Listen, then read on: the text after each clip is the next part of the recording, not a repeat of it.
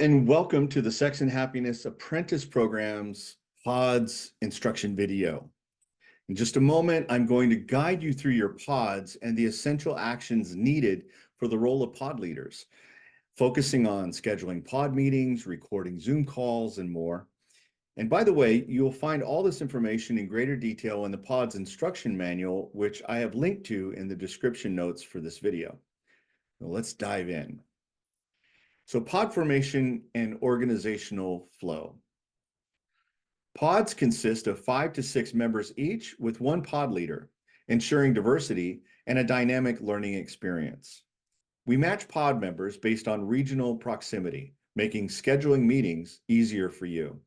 Pod leaders rotate every 2 months for shared leadership. Pod members and the first pod leader will be announced in the cohort feed. Monthly pod meetings. Pods meet in breakout rooms for 15 minutes during the program's cohort meetings and have monthly gatherings. There are 2 types of monthly pod meetings: working calls for project development and presentations with real-time feedback. We recommend a minimum of 60 minutes for your monthly Zoom calls. Zoom calls are facilitated and recorded by pod leaders. Member content sharing.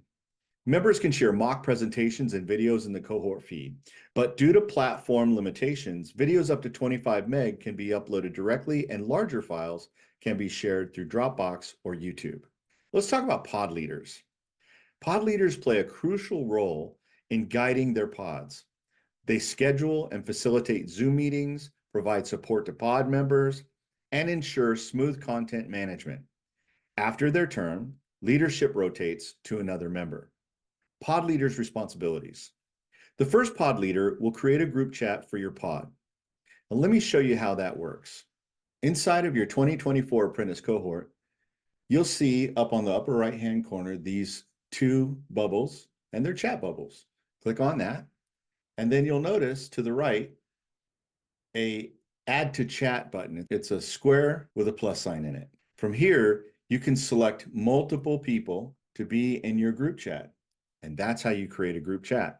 You'll want to add all of the pod members into your group chat, and you only do this once. Number 2, all pod leaders create an event in the event channel when scheduling your monthly pod meetings with your Zoom link included. And here's how to do that. Click on Events, and you'll notice up here where it says Create. You click that, and you'll be able to create an event. From here, you want to fill in the title. You want to make sure that you set the date and the time agreed upon. You want to make sure that Zoom is selected here.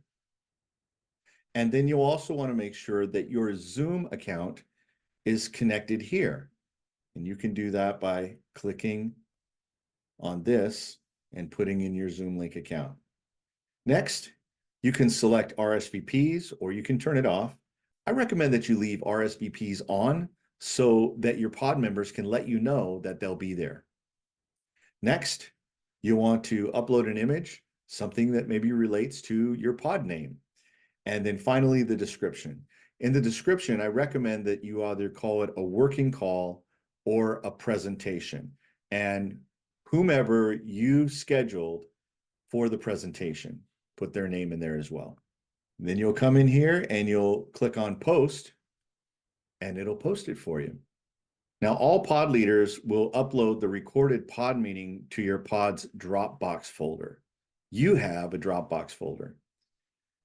Pod leaders will record presentations locally on their PC and Mac and upload them to their pod's Dropbox folder.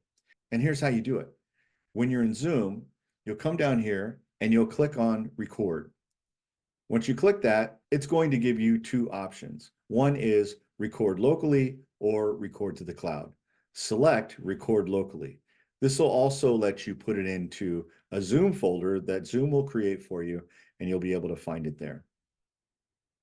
After the meeting is ended and you click the End Meeting for All, Zoom will convert that file into an MP4 file, and it'll do it automatically, and it'll place it in the Zoom folder for you. You'll then take that file and you'll upload it into your Dropbox folder. This is where it gets interesting. All of you will have a pod folder and then individual folders inside of that pod folder. and you'll have access to it, but nobody else will. So here's a demo folder that I created, and you'll notice that it says Michael, Lori, and Brianna. Once you've completed your meeting and you're uploading it, you'll simply put it into one of these two folders, either presentation or working calls. If it was a working call, you'll put it under the name working call and then the month. So for instance, it would say working call January if it was a working call for January.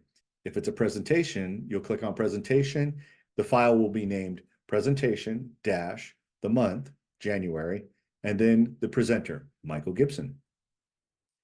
And that's how you upload those files as the pod leader for your month of your meeting. Each of you will have your own file folder in Dropbox, and you can place anything that you need to in there. Anything from files that you may have, so documents, PDFs, graphics, or videos that you create. And so everything that you have, you can put in here if you want to, or you can keep it locally on your machine. But if you have it in here, this file folder will belong to you. All right. Next, let's talk about downloading and sharing policy. Members can download their own presentations from their pod's Dropbox folder. However, downloading others' videos or sharing material externally is strictly forbidden. We need to respect the confidentiality agreements and the NDAs that you signed.